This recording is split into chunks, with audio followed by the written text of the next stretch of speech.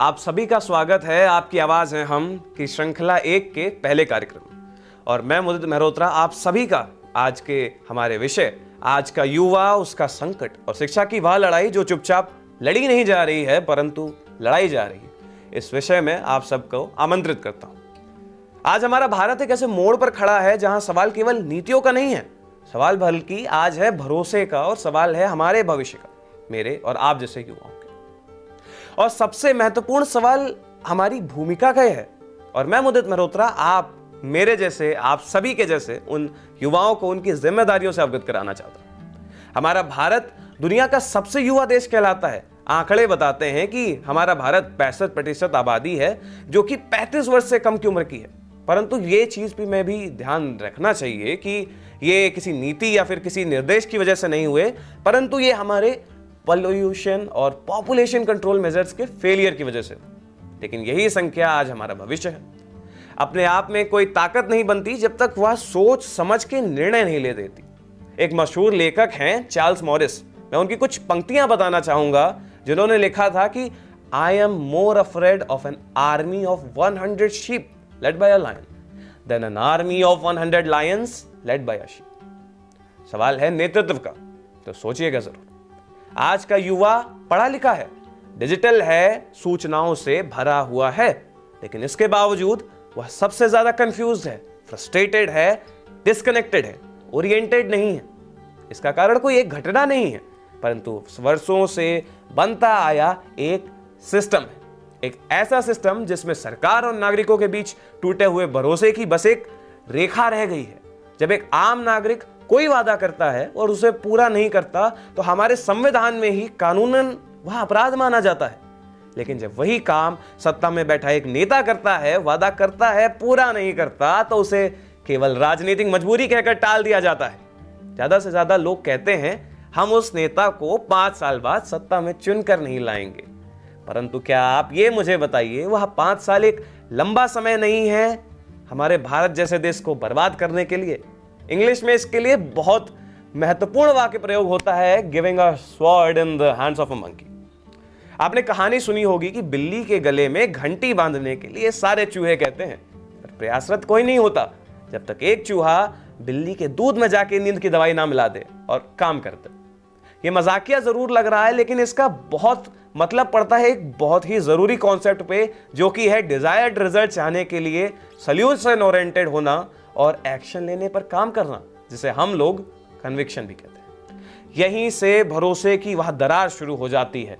नागरिक पूछता है कि क्या कानून केवल मेरे लिए है, और जब यह सवाल बार बार अनुत्तरित रह जाता है तो नागरिक धीरे धीरे सिस्टम से खुद को अलग करने लगता है। युवा सबसे पहले यही करता है, वह दूरी बना लेता है।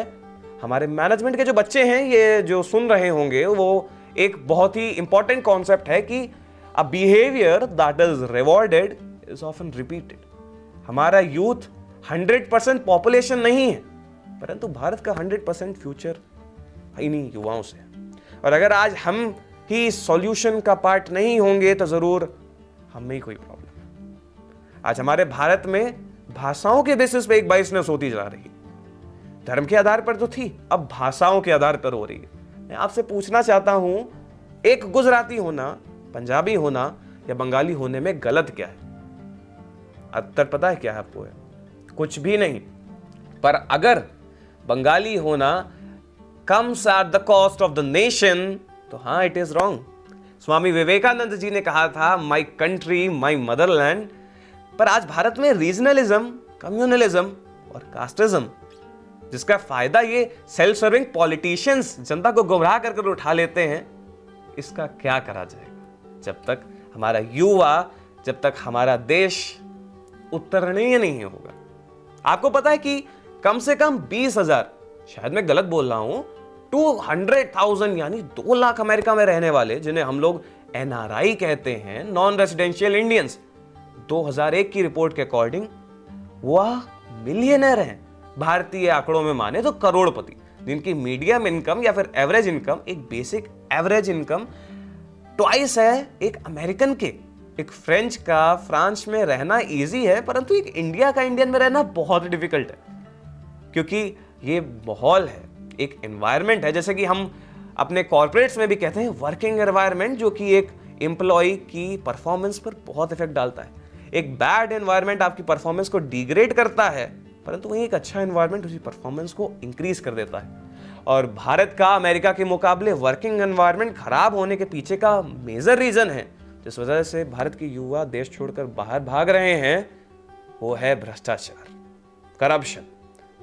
भ्रष्टाचार कोई अचानक पैदा हुआ संकट नहीं है, या वर्षों तक अनदेखा किया गया एक व्यवहार है, या तब पनपता है जब गलत को देखकर भी चुप्पी साध ली जाती है, चलता है को सही मान लिया जाता है और जिम्मेदारी हमेशा किसी और पर डाल दी जाती है।